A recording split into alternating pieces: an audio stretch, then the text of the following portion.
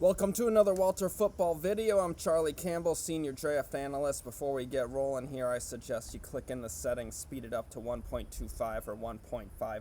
All right, so this back after a bit of a hiatus here, worked hard through the 2021 NFL Draft.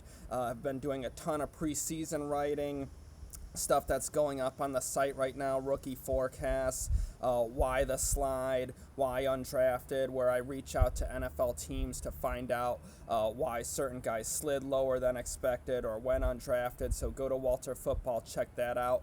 Walt has his season previews going up. They are awesome. They're my favorite read of the summer leading up to football season. He does such a great job of breaking down the teams, every position group, the schedule, the coaching, just looking at the depth on the team and then putting together his prediction. And last year he nailed it with the Bucs in the Super Bowl. So really great stuff from Walt there. Check those out.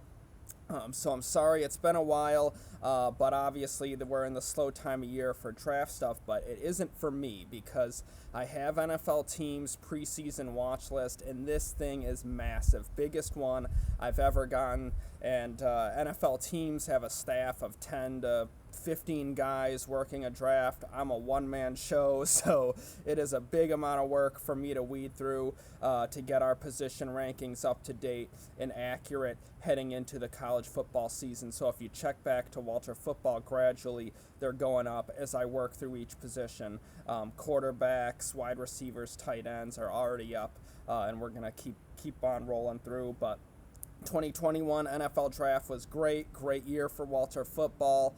I was second overall in all of the media. Josh Norris was first. Congratulations, Josh. That's awesome. But I had 13 picks right. I think 14 if you count. I had Travis Etienne going to the Jags as well. And over the last 5 years, Walt and I lead all of the NFL media in getting picks right. So it's something we're very proud of, and we couldn't do it without the support of you guys, our viewers, and our readers. And thank you so much for making the dream come true. And we're going to keep grinding, keep trying to put out accurate information for you guys so you kind of know where guys are being rated by NFL teams, who could go where, all of that stuff. We love the future of the NFL. That's what I'm focused on, and that's what we're getting into today with this video on the 2022 NFL Draft. Teams have already started working at the advanced scouts, go out, they go to spring games, spring practices in a normal year. They're looking at the tape. They put together basically for National Football Scouting, NFS, and there's another group, Blesto. So they put together like a PDF watch list of players, and they share it amongst the teams that are part of either group, Blesto or NFS. And that's a preseason watch list that the area scouts then take and start to get familiar with their guys over the summer. Potentially some do, some don't, some wait. And then they know when they show up at a training camp practice in August which players they really need to start focusing on. So with that in mind, I have the list.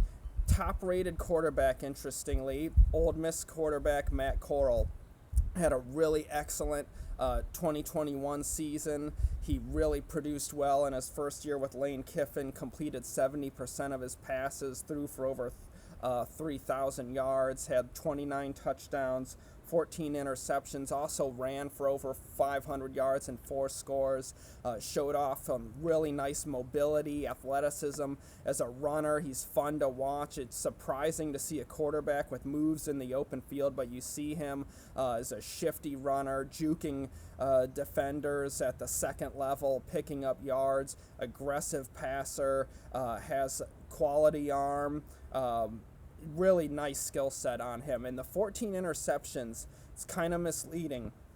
He had 11 interceptions thrown in 2 games against Arkansas and LSU, which obviously is terrible. But on the flip side, he only had 3 interceptions in the other 8 games, and that's excellent. So that's the big thing for him to work on this year. Avoid those meltdown performances, become more consistent. Like every college quarterback, get faster, working through progressions, working off that first read. But Lane Kiffin, for all his faults, is a good offensive mind, and I think that he is going to help develop Matt Corral for the NFL. So on the preseason watch list, not every advanced scout or teams assign grades and numbers. Some do. Like I've seen like an A or a B, like A for this guy as a top half of the draft prospect, or B back half of the draft, so more like day 3 guys. So I've seen that.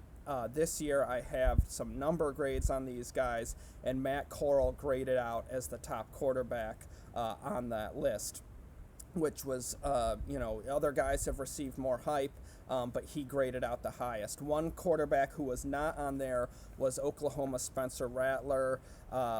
So, with that list, it's interesting because it's not complete. It's just a starting point. So I'll get emails from parents a lot about why isn't my player in your rankings or that, and I use the list for the rankings, but I tell them all the time it's just a starting point. Don't worry. Kyler Murray was not on the list in 2018. He ended up being the number 1 pick in the next draft. Quinnen Williams wasn't on the list. He ends up being the 3rd overall pick. So it's just a starting point. In the list also, college coaches will ask some of the advanced scouts not to put players on it as well, and then they'll go to the player and say, hey, we told the pro guys not to put you on the list because you need to work harder, you need to stay out of trouble. They use it as a motivator for their own players. Sometimes they want to discourage guys from thinking of coming out too early, that kind of thing. The advanced scouts can put anyone on there they want, but they like to have good relationships with the coaches. So generally this far out they might do that, and then later in the fall, obviously if it's becoming clear the player is worthy of being drafted or he's really good, he's going to go high, then the area scouts and national scouts and others will do the report on him anyway. So it's just a starting point. So it's not a big deal that Rattler isn't on it. Doesn't mean anything about him not being a top prospect. But I have some info on him. If you check on walterfootball.com at the quarterback rankings, check that out. I have a nice, interesting quote from an area scout on Spencer Rattler and kind of summarizing the early first impression of him. All right, so that was the latest bit. I'm going to have a lot more stuff coming out on Walter Football from this watch list. Interesting grades and numbers on players, developing the rankings. You can email me at Draft Campbell. I'm going to do some mailbags here in the summer. I've got a lot of other videos planned out, some more draft theory things coming up. If you check in the links below, the ones I did last year, I got a lot of great feedback on terms of how one bad pick leads to another was one video. Drafting the strength of the draft was another.